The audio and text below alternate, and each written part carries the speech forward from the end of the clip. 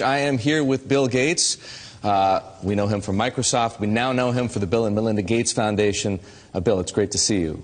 Great to see you here in particular because we know the Gates Foundation for its work on infectious diseases, child health, nutrition, agriculture, education, the list goes on. Why does Bill Gates care about finance? Well, it's all about helping the poorest. And one thing they don't have access to is bank accounts. The fee structure, if you have small amounts of money, is just too high. And we got involved in some traditional microlending, but just didn't see how that could scale up and get inexpensive enough. So now we're involved in trying to make sure we get a very efficient digital payment structure set up for all the poorest in the world to get financial products that work for them. What are you doing? The idea is that typically through the cell phone, you should be able to send money to your relatives. You should be able to track the money that's coming in, set aside money to buy seeds the next year. And there are countries where this is beginning to take off. Kenya, Bangladesh, even Somalia, maybe the last country you'd suspect up in Somaliland, almost half of the GDP is done digitally. I don't need to tell you that the poor have been unbanked for as long as there have been banks. Why is this time different?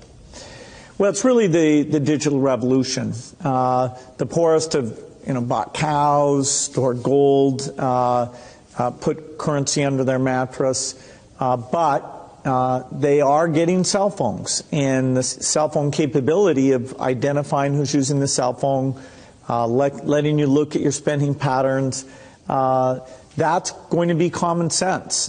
People are going to have help and lots of innovative products competing on top of this digital currency platform.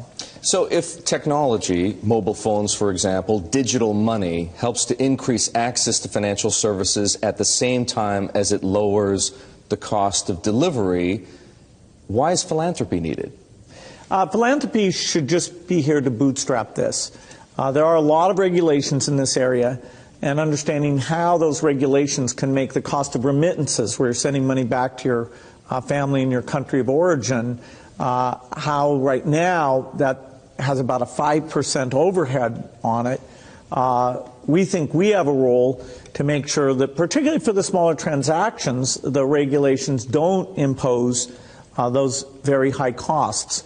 Once this gets going, then we'll step up to the applications and say, okay, how does a savings application help the mother make sure money's focused on the kids? How does it help them stay in school, set money aside for the uniform or for good future planning? Some of what you just described, the need to move money from place to place, the cost of doing so, the overhead, as you put it, makes me think, believe it or not, of Bitcoin, because some people have said, hey, Bitcoin is the answer to those problems. Are you a believer?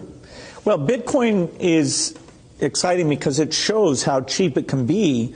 Bitcoin is better than currency in that you don't have to be physically in the same place. And, of course, for large transactions, currency can get pretty inconvenient. The customers we're talking about aren't trying to be anonymous. They're willing to be known. So the Bitcoin technology is key, and you could add to it or you could build a similar technology where there's enough attribution that people feel comfortable. This has nothing to do with terrorism or any type of money laundering. What kinds of people or private enterprises right now are helping to solve the same problems you're interested in? Well, in some countries, the mobile companies have been fantastic. In a few other companies, it's been the banks. In some countries, it's a startup company that's neither a bank nor a mobile company. In Bangladesh, the bKash offering runs across any phone, and they've gotten the regulations so that they have a product that we think will get very, very pervasive. So entrepreneurs are there. The enablement this creates, if you want to put in, say, electricity in a city, collecting your bills is one of the reasons why the underspending of infrastructure in these areas is a real thing holding back the economy. You mentioned banks. Are the legacy institutions, for the most part, banks, credit card companies, payment processors, friend or foe? Many of them want to have these additional customers, but they have to embrace the idea that the fees are going to be a lot lower. And so they have to find a way to service these new customers. Now, that means these customers aren't going to be coming into their branches, and they can charge a higher fee when you want to actually cash out. But if it's a pure digital transaction, then, you should be paying, less than 1% to move that money from you to a merchant or from you to a friend, even with meeting all the regulatory requirements. Don't you expect them to stand in your way to protect their margins? Well, it's a competitive field, and governments have a real interest in seeing this happen. Governments often want to make payments to the poorest, and if they can identify them and get that money out to them efficiently, countries like Mexico and Brazil have shown that's a way to lift people up. So the government, if they understand this, will usually want to create a competitive framework that draws people in to this. I think the capitalistic framework, with a little help from the government, will work well. The profit motive will take over. Yes, although banks are going to have to change their business model. The profits they'll be seeking will be different than the profit sources they get today. What about the risks? Security on the one hand, and the potential for abuses like we saw in subprime on the other hand. Yeah, the whole financial market, you can have deposits that get lost, you can have money stolen, you can have misrepresentation. All those things have to be thought through in this new model. Now, when it's tiny bits of money that are moving around, and it's more of a savings-oriented approach, the room for abuse is much lower there. But honesty, making sure that the people who really hold these deposits are able to stand behind them. Some of those basic requirements will still be necessary. Bill, a lot of people say Apple Pay is going to transform the financial services industry. What do you think? Well, Apple Pay is a great example of how a cell phone that identifies its user in a pretty strong way lets you make a transaction that should be very, very inexpensive. So the fact that in any application I can buy something, that's fantastic. The fact I don't need a physical card anymore, I just do that transaction, and you're going to be quite sure about who it is on the other end. That is a real contribution. And all the platforms, whether it's Apple's or Google's or Microsoft, you'll see this payment capability get built in. That's built on industry standard protocols, NFC, and these companies have all participated in getting those going. Apple will help make sure it gets to critical mass for all the devices. Have you asked or considered asking Tim Cook to help you with what you're doing? No, the kind of basic things underneath aren't the things that Apple Pay was involved in. Apple Pay will take anybody they've signed up for the payment instrument. So they're not involved in driving the efficiency and the super, super low fees for low amounts of money.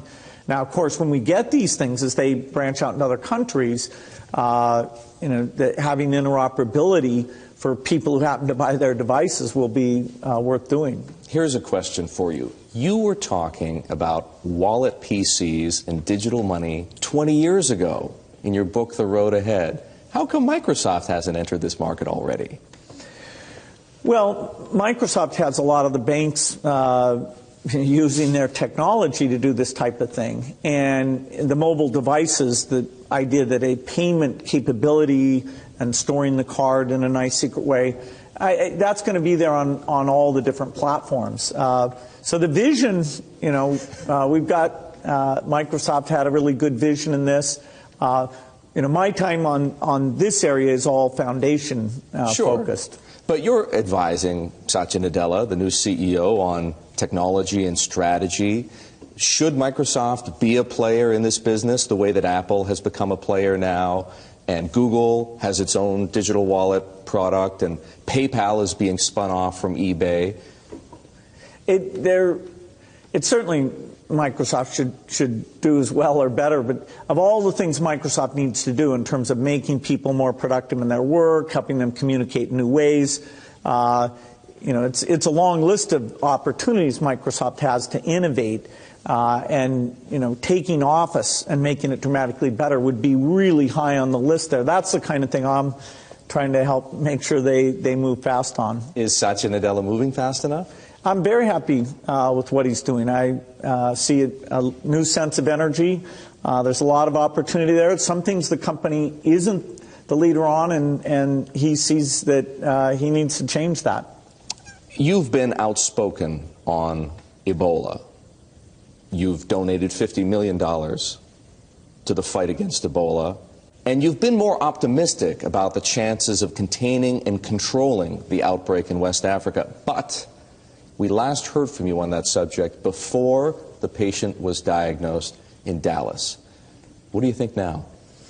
Well, I think that reminds people we do have an ongoing tragedy, and it's really awful.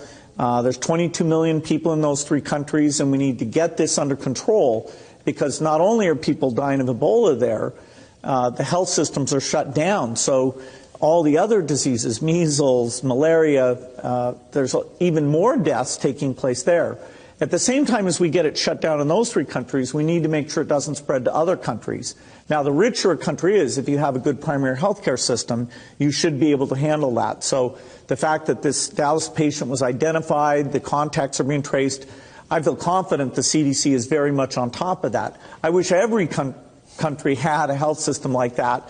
There are parts of Africa that don't, so we're helping them build up the capacity that if a few people happen to come in with the disease, they'd be able to get on top of it. We helped Nigeria, and there was a case that went up there. Unfortunately, now all the contacts have been traced, and right now there's no Ebola in Nigeria. So the U.S. government's really stepping up on this, and I think that is going to let the world get on top of it. But we should have had better primary health care systems, and that's a long-term task. This reminds us to keep investing in. That's a very hopeful perspective, Bill. What if people don't see it your way? What if panic takes over? Well, I would say that if the U.S. government didn't have CDC, they didn't have the Department of Defense, they weren't working with other countries to get volunteers to come in, then the treatment capacity would not get to the point where, as people get sick, they're able to come in and be treated and not infect other people. So without this U.S. leadership on this, you could see large numbers of people, not just in these countries, but a lot of spread. So this is a very big challenge we've been faced with. I think our tools and response, our generosity is going to be up to the challenge, even though the death toll will be quite significant. I'm just impressed that the U.S. really, despite all the other world leadership things they're doing, really put this to the top of the list, and even got the Army and their top people involved. And our foundation is partnering with them to help in any way we can. Bill, so much of the work that you do is in the developing world. It makes me wonder, what do you think of this country's prospects? Well, the United States is an amazing country with great opportunities, and I get to see all the innovation that's taking place here. The issue my wife and I decided to focus our U.S. philanthropy on is education. Sure. Whether it's the economic strength of the country or the commitment to social justice, that every kid will have an opportunity to have great success. The fact that our education system is so weak, particularly in the inner cities, means that we're not exercising our full potential. So that's been a huge effort for us. It's another place where technology could come in, but we've got to get the policies right. We've got to be willing to change things, help teachers learn from other teachers.